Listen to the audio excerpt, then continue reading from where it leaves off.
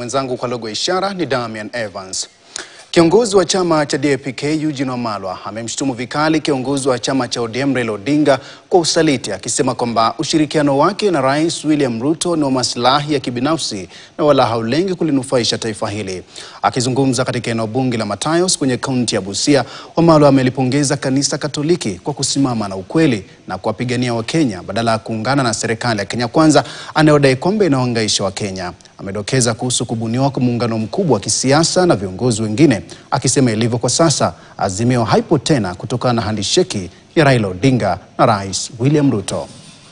Tuliona hapo KICC vile tumeona Dennis na Ruto wanaweka sahihi hapa certificate yao, tukaona wenzetu wawili wanaweka certificate, ndoa mpya ile hatujaielewa.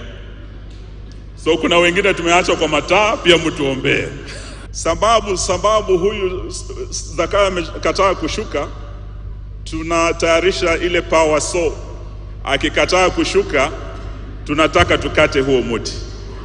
Aliyejuu mngoje wapi? Aliyejuu mngoje wapi?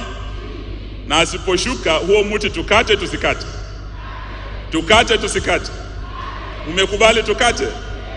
Na baba akiwa amepanda huko juu tutafanyaje jamani? Bado tukate? Tuendelee tukate? Zakayo aende chini? Basi asante, Mungu awabariki.